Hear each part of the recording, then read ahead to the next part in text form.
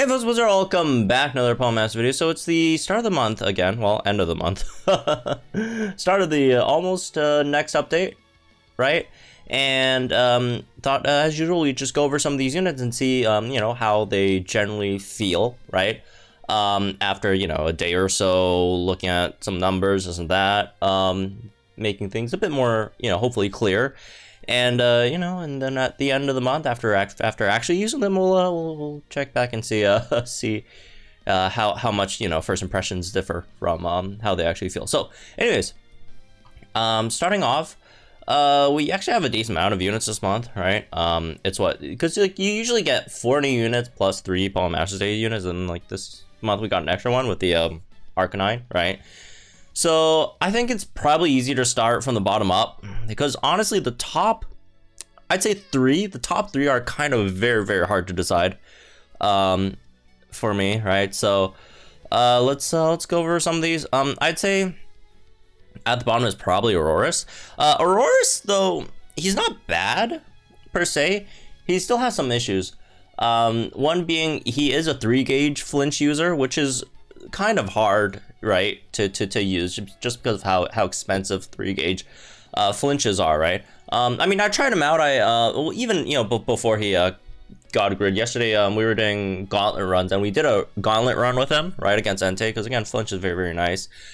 But outside of that, his grid, honestly, not very good, I have to say. Not very good of a grid. First aid is nice, but then outside of that, it's like, okay, you have like some Sync Nuke multipliers. He is the strongest rock type Sync Nuker, but that isn't saying too much because rock type does not have that many great Sync Nukers, right? The strongest is Olivia, and that's not saying too much, right? It's around what, 2 million, and then Aurora's over here is at 3 million, and not only is it not super high, even for the highest Sync Nuker rock type, it's also, you do need to have the opponent flinched beforehand, also have their speed -6, right? It's just a lot of weather, right? It's just very hard to set up, so it's not really realistic, right? You can do it, it's just not very it's not a very efficient nuke, right? So even though it has good numbers, it's not really worth doing for the most part. Moving on, next one, I kind of want to say Seibold, even though he is the one with the EX, right? He's kind of like Barry, right? He's kind of like Barry. He has a solid nuke, although Barry's nukes, you know, harder than Seibold's, right? But the thing is, he also has the same issues that Barry has, which is his regular move damage is just terrible, right? It's not very good, straight up. His regular move damage is not very good. He does have, again, solid sync. What he does have over Barry that I'd say is his Sync Nuke is a bit easier to set up. Well, not a bit. I'd say it's a lot easier to set up than Barry's, right? Because you only really just super effective Brain Sync, which also makes it a bit more limited because obviously it's only for super effectives stages. But yeah, outside of that, it's just regular move damage is kind of bad. Solid Sync Nuke, relatively easy to set up, which is pretty decent. A bit limited, but you know, there's that as well. Next one, I'd say Machamp. Machamp did solve a lot of his issues with his grid, in my opinion, right? Number one being speed, right? Now every time he crits, he gets +2 speed. His biggest issue, in my opinion, was his rather low speed, right? And now he does kind of fix that with Amped Up over here. Has Crit Strike 2 here as well, right? Double Down 5, you could do that, I guess, if you want. I'm not a huge fan. I'd prefer to just go like DPS Machamp over here, right? Which would be I'd say generally a bit better. Also super preparation on Hoo-Ha if you want that as well for quicker battles, right? So he has a really solid grid. I like it. I like good grid. Moving on. Next one, I'd say Arcanine. Arcanine, it's just nothing too special. It's just a very solid fire type damage dealer, right? Very solid fire type damage dealer. You got double down over here. There's a lot of units. Double down 5 this update. Got Solar Flare 3 over here, so you could do some damage on your sync if you want. Unfortunately, he has like a bunch of Swift multipliers for some reason, which is pretty bad. Like his Swift damage is just not good, right? But outside of that, his Hyper Beam damage is solid, right? It's just a solid Hyper Beam damage dealer. Like, again, people say, oh my god, his special attack sucks. Yeah, who cares? Hyper Beam is one of the strongest, you know, highest PP. Like, if you compare Hyper Beam to, like, I don't know, Blast Burn, Hyper Beam is so much more powerful than Blast Burn, right? In terms of the move BP. So that really does make up for a lot of the special attack, on top of the fact that he is Fire type and benefits from the 1.5 times from, you know, the Sun multipliers, right? So, yeah, he's definitely up there with, you know, he's straight up just better than most of the other, randos, right? Not randos, that's a bit rude, but, you know, a lot of the other fire type damage. Again, he's not as good as Leon, right? Leon being obviously the most powerful fire type damage dealer, and then not as powerful as Singsu Red, but, you know, he's pretty much as good, if not better than the rest of those, right? So solid damage here, nothing too crazy. Next one I think is B. B does some great things, for sure. B definitely does do some great things. You have Astonish, Flinch is nice, right? 1 gauge, 30% Flinch. On top of the fact that you could also pick up Aggravation there as well, right? Which is good for certain legendary gauntlets. Potion is cool. What else? Icicle Spear is pointless. Your train move kind of sucks. It's not because it's bad, it's because it could have been much, much better. It's only 1 MP. Unfortunately, it's only 1 MP. Plus 4 attack, special attack is solid. Physical move up next during Hailstorm is good, right? But it's only 1 MP, which means you most likely, it's going to be hard to max out your team's attack, special attack just with her. Although most time you don't really need it. Most time, generally your attacker has like at least +2, right? But the thing with only 1 physical move up next is kind of cringe, unfortunately. Your sync doesn't do anything. Cold Front, you come in with Hailstorm, Hail and Hardy, 30% extra defense, special defense, and Hailstorm. And then you have Snow Shelter over here, obviously. HP's not very good. Defenses are great. Speed's not the best, but you have 1 gauge spam, so it's not honestly that big of a deal. I find her biggest issue is from her grid. Her grid is insanely expensive. Like, for example, like, you definitely want, most of the time you want Aggravation, right? On Astonish, and then you want Vigilance, and then maybe move Gauge Refresh 9 on Astonish, and there's half your energy is gone, right? I honestly don't think you should pick up Flag Bearer, right? Unless you really, really, really need it. And if you do, you're down to 19 energy. If you maybe, okay, well, I'll maybe not pick up Astonish, move Gauge Refresh, and then we'll go down here and then try to pick up the potion stuff. And then you also can't afford all the potion stuff. You can afford a decent amount of them. But then again, you also want the Hail on Sync thing, right? If you are running it with Hail. And then that's also super unaffordable, right? Because if you think, oh, I could, you know, Snow Sentinel 9.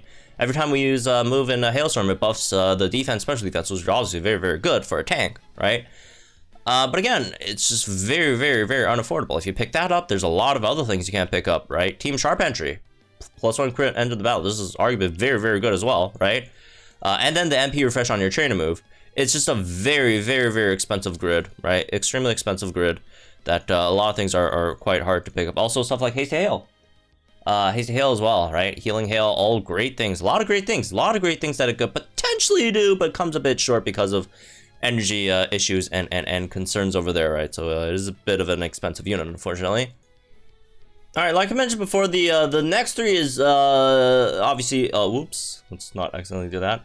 Mawile, Cresselia, and Darkrai. I'd say all 3 of these are incredibly good units. And it was super hard to decide between these 3 because of how crazy they are, right? Like, obviously, I do have something planned for these 3, but if you would rank them the exact opposite as I would rank, I honestly would not even argue with you, right? I'm totally fine with that. That being said, next one I think is Darkrai. Darkrai is nuts, right? Darkrai, first of all, Dark Wish for dark types, and then you have Dark Void, right? Which Sleep is obviously very powerful in this game. very good speed, right? Your Sync Nuke's actually pretty powerful as well, right? That being said, there's a few things I kind of don't like about Darkrai.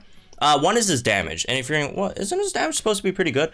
His damage theoretically could be very good, except there's one issue, which is with Darkrai, you have to consistently be swapping between using Dark Void and using Dark Wish, right? Because Dark Zone only lasts for 3 turns, right? So most of the time you will, what you would be doing is you'd Dark Wish, right? Set up Dark Zone, Dark Void, or maybe Dark Void before that you switch those, but like Dark Wish, and then you Dark Void, put the opponent to sleep, you get 1 Dark Pulse in, and then either sync, or, well, most likely in that scenario, you probably want to set up Dark Wish again, right? So it's just a cycle of Dark Wish, Dark Void, attack, and if they wake up, you probably want to Dark Void next, and then Dark Wish. So, and then after Dark Wish, you get maybe 1 Dark Pulse in, and then you have to Dark Void again. So it's like you could only really attack once, like every 4 turns, maybe 5 turns, right? Again, depending on the stage, some stages obviously sleep longer than others, right? Which in those stages, he will be, much better to use in. But with stages that do wake up relatively fast, right? Again, you do have to think about your move order. What is your move order? Like, again, you come in, you probably, well, first of all, you train move first, right? Train move, Dark Wish, and then you sync, right? Dark Wish, you sync, you get them to sync snooze, so then you could get a Dark Pulse in, maybe another Dark Pulse in if you're lucky, right? And then they probably wake up, which then you have to Dark Void again. And then your Dark Wish is gone, so this is also the turn that you sync, so what are you gonna do? Are you gonna sync here, or are you gonna Dark Wish? Or you don't Dark Void, you just Dark Wish and then sync, right? So I do think he has some issues with his attack order, so he is more of a, if you compare him to Dialga or Giratina in terms of zone users, Dialga and Giratina are more offensive, right? And then Darkrai is more, you'll have to be Dark Voiding a lot, which is, again, very, very good. Sleep is very, very good. That's why again, I think it's an incredibly powerful unit, right? And why I had a hard time, choosing between these. But you do have, again, that issue for one. Another slight issue is, even though he does have a pretty good Sync Nuke, this is not super easy to set up for him, right? It's not super easy to set up for him because you need a lot of stats lowered, and then your bad break only gives the opponent -1 every time you use a status move, right? Which, again, you will be using a decent amount, right? Between Dark Wish and Dark Void, but yeah, it's just gonna be hard to get that much down. Unless, obviously, you have someone else on your team that helps you do that, right? So it does also kind of make it so that when you are building your teams, you do have to also consider that part. But on the bright side, even though, again, his sync is pretty powerful, right? His sync is pretty good, but on the bright side, I guess there's a lot of very, very good Dark type sync nukers, right? With Master Royale, Sydney, etc. Not that Master also doesn't need really a lot of setup, but he also does. But I guess you could just sync with someone else, right? Which I think is probably better. But then again, if you are syncing with someone else, you are losing out on like the free sync snooze, which is kind of cool to have.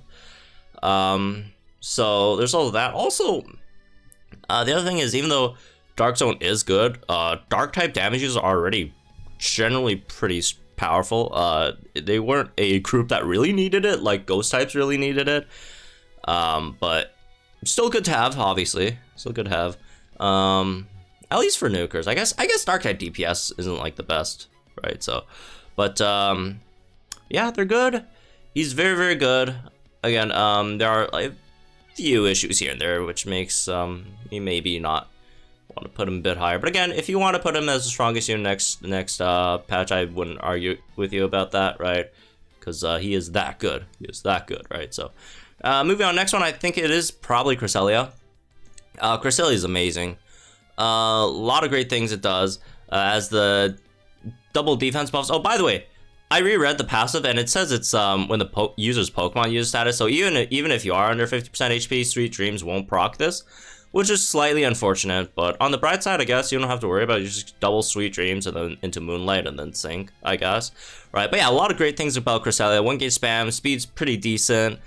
Defenses are very, very good. HP is pretty solid too, right? And then Moonlight over here heals you, you know, a decent amount, right? 50% instead of the usual 40% from, you know, potions. Although the potions usually also have like 2 mass heals, which brings you up to 60% anyways. But, you know, anyways, that aside, right?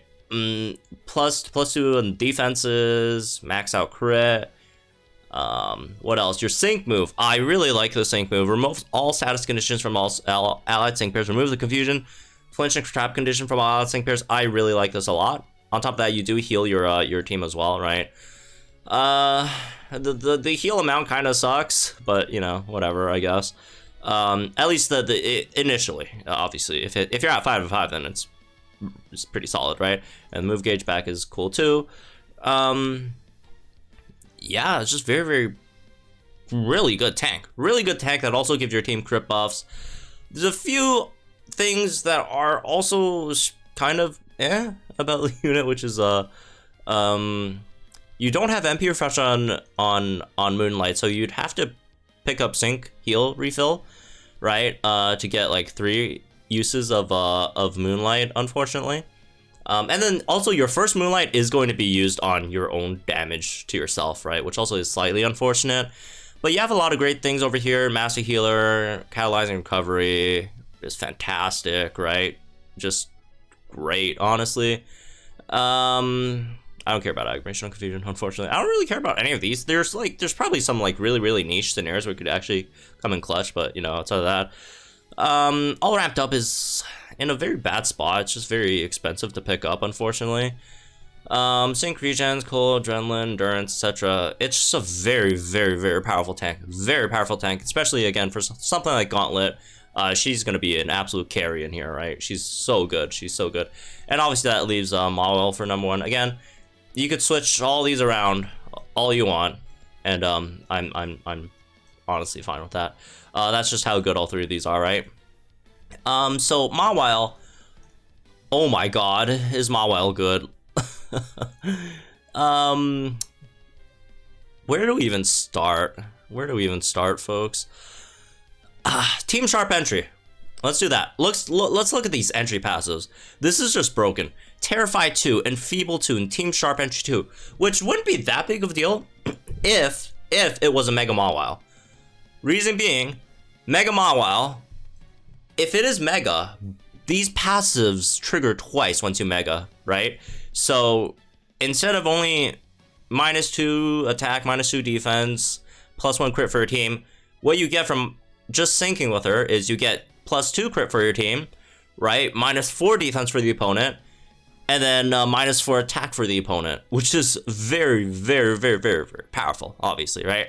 And then after you sync, you for 61 attack, you get a bit more defense. Not that the defense really matters that much, I feel. I mean, I guess it's solid because you do have Growl and the Terrify, which debuffs the opponent's physical attack, right? On top of having some defense buffs over here, right? So got that. Obviously, the big thing, Steel Zone, right? Steel Zone, so many great units that could benefit from that. The biggest one, in my opinion, Kimono Grimsley, is now, thanks to this, the strongest single move damage dealer in the game, right? Even more than Annie Lily. In fact, even though it's only 1 move, in fact, Metal Burst, if you count the entire damage of Metal Burst, does twice the damage of Annie Lily. Annie Lily used to be the highest damage dealer in the game, and then now with Steel Zone, Metal Burst does 2 times damage. So even if you cut it, you know, if you want to cut Metal Burst, because it's a 2-turn move, right? Cut Metal Burst with the 2-turn moves, divide by 2, it still does more than Annie Lily, right? That's just how. Again, it's only for 1 hit, but still, it exists, right? Obviously, yeah, Lily more consistent, etc., etc. But kind of funny, and also runs very, very well with Alolan Grimsley because Alolan Grimsley has flinch multipliers, has minus defense multipliers, and is physical, and then Mawile helps him with all of that, right? Mawile helps debuff opponent's defenses. Mawile has Iron Head to help flinch the opponent, right? Like, Mawile plus Alolan Grimsley is just nuts. Obviously, there's other Steel types as well. Raihan with Annie Lily and like Ingo is incredible, right? You got Steven, Gloria, Steel Zone Zamazenta, right? Fun fact, Steel Zone Gyro Ball Steelix does around the same damage as like a Diantha Moonblast. Diantha Gardevoir Moonblast. Kind of nuts, I'd say. Kind of nuts. But yeah, just the fact that you could easily get -6 attack and -6 defense on the opponent for doing like almost nothing is just insane.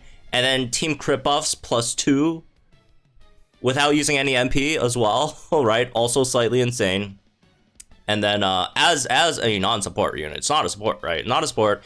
And then you also have again Steel Zone, Iron Head with the flinches, on top of doing really, really good damage. Oh, also I forgot to mention, Mawile is now the second strongest Sync Nuker in the game. Second strongest Sync Nuker in the game, right? And if you run Snorlax with Mawile, with super effective up, strongest Sync Nuker in the game, right? So, or if you don't run Snorlax and you just do like super Syncer and like you triple Growl so you don't lose the super effective up, but you know, that aside. Do we have to talk about any downsides for Mawile? Any downsides for Mawile? Mawile, speed's not the best, right? Speed's not the best, but on the other hand, you also have Metallic Acceleration too, so it does fix that a bit. Yeah, Mawile is nuts. Grid is pretty expensive too as well, though. But you can generally get most of the stuff that you want, right? You can generally get most of the stuff that you want. It's not that bad, right? Aggravation maybe, another sync multiplier. And that's again generally what most stuff if you that you want. Maybe if you want, you can pick up Crit Eye over here, as well. So you straight up don't need any support at all for crit at least. So you just bring for Gauntlet, that saves you a support running with your team, right? Because Mawile, you can max out your own crit, even if with only +2 attack, right? You can run Mawile with Alolan Grimsley, which Alolan Grimsley max out his own stats as well. So you could straight up save up a slot for his support, right? If you're running those two in Gauntlet. But yeah, Mawile is insane. Oh, I guess one other slight issue is your first sync, unless you're running a crit support, which generally you probably won't wanna, unless you're, I mean, in match mode you probably want to, but like in like Gauntlet, maybe not. I guess your first sync is not that powerful, right? But I mean, even without crit, you're like still like the second highest sync nuke in the game. Even without crit, still should do a decent amount, right? So anyways, that's me this one, I guess. Hope you all enjoy. I'm guys think in the comments down below. Oh yeah, just my personal, again, first impressions. Think I've talked about them enough, right? More Legend of Arceus stream later today, because I love this game so far. It's so fun. So stay tuned for that, folks. Hope you all enjoy it. Good luck if you guys are playing on anything, right? And I'll see you guys in the next one.